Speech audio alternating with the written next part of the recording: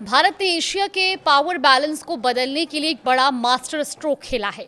एक ऐसा प्रोजेक्ट जो सिर्फ एक सड़क नहीं है बल्कि भारत की बॉर्डर सिक्योरिटी, इंटरनेशनल ट्रेड, पूर्वोत्तर की अर्थव्यवस्था और दक्षिण पूर्व एशिया से कनेक्टिविटी, इन सब को एक साथ बदलने का दम रखता है और नाम है भारत म्यांमार थाईलैंड यानी कि IMT त्रिपक्षीय राजमार्ग।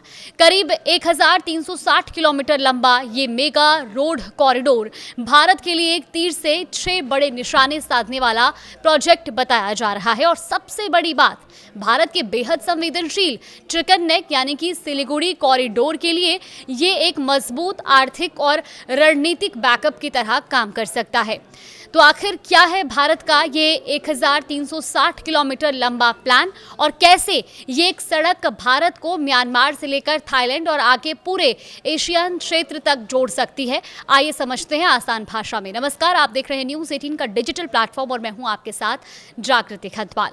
तो सबसे पहले समझिए कि IMT हाईवे है क्या। देखिए, भारत म्यांमार थाईलैंड त्रिपक्षीय राजमार्ग करीब 1360 किलोमीटर लंबा 4 लेन रोड कॉरिडोर है। इसका शुरुआती पॉइंट है मणिपुर का सीमावर्ती शहर मोरे।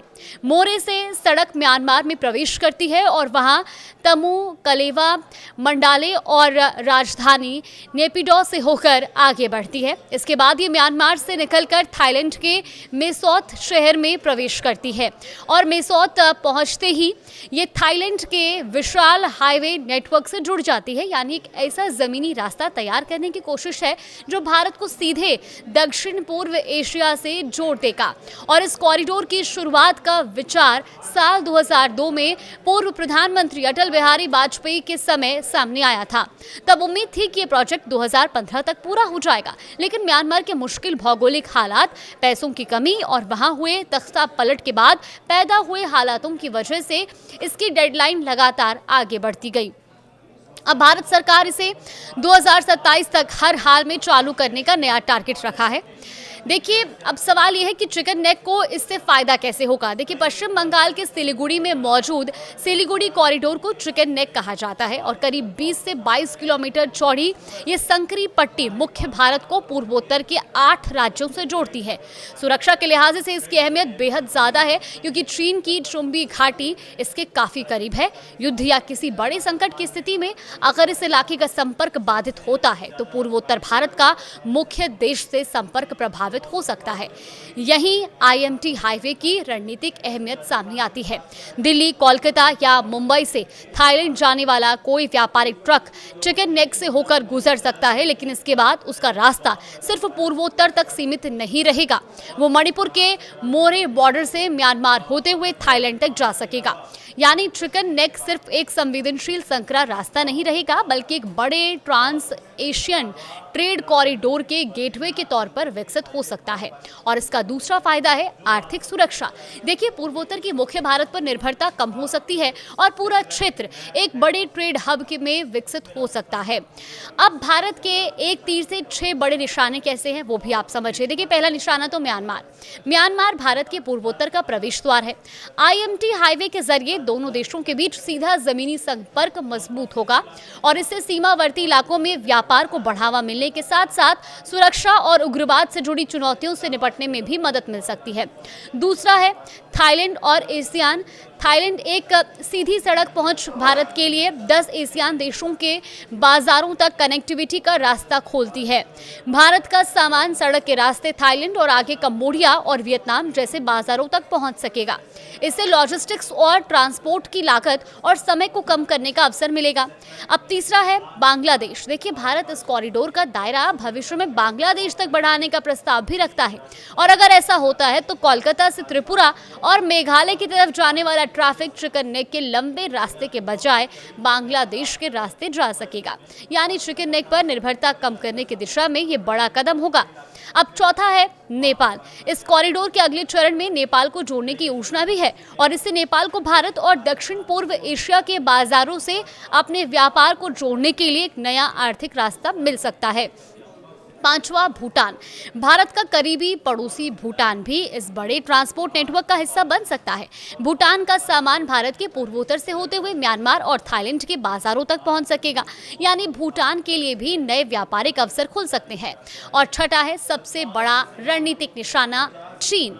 देखिए, चीन की BRI यानी कि बेल्ट एंड रोड इनिशिएटिव और CPEC यानी कि चाइना पाकिस्तान इकोनॉमिक कॉरिडोर के जरिए एशिया में अपना प्रभाव बढ़ाने की कोशिश है। ऐसे में भारत का IMT कॉरिडोर दक्षिण और दक्षिण पूर्व एशिया में एक वैकल्पिक कनेक्टिविटी नेटवर्क के तौर पर देखा जा सकता है।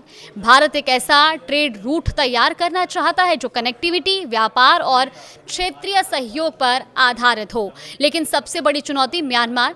इस पूरे प्रोजेक्ट की राह आसान नहीं है। बताया जा रहा है कि करीब 70% काम पूरा हो चुका है, लेकिन बचे हुए 30% काम के सामने बड़ी चुनौतियां हैं। साल 2021 में म्यांमार में सैन्य तख्ता पलट के बाद वहां की जुंटा सरकार और स्थानीय बागी गुटों PDF और एथिक आर्म्ड ऑर्गेनाइजेशंस के बीच हिंसक संघर्ष जारी है। हाईवे का एक बड़ा हिस्सा चीन राज्य और संगाइंग क्षेत्र से गुजरता है, जो म्यांमार में जारी संघर्ष से प्रभावित इलाके हैं। ऐसे में भारतीय ठेकेदारों, इंजीनियरों और मजदूरों के लिए वहां काम करना बेहद चुनौतीपूर्ण है। इसके अलावा तमू, क्विगोन और कलेवा मार्ग पर अंग्रेजों के ज़माने से 69 पुराने लोहे के पुल हैं। भारत सरकार इन पुलों को हटाकर नए RCC ब्रिज बना रही है, लेकिन कागजी अड़चनें और युद्ध जैसे हालात काम की रफ्तार को प्रभावित कर रहे हैं। वहीं कलेवा यागी का इलाका पहाड़ी और बेहद चुनौतीपूर्ण है, जहां भारी बारिश और भूस्खलन भी काम में रुकावट डालते हैं। और सिर्फ सड़क बन जाना ही काफ़ी नहीं है, तीनों देशों के बीच त्रिपक्षीय मोटर वाहन समझौता यानी कि MVA भी जरूरी है।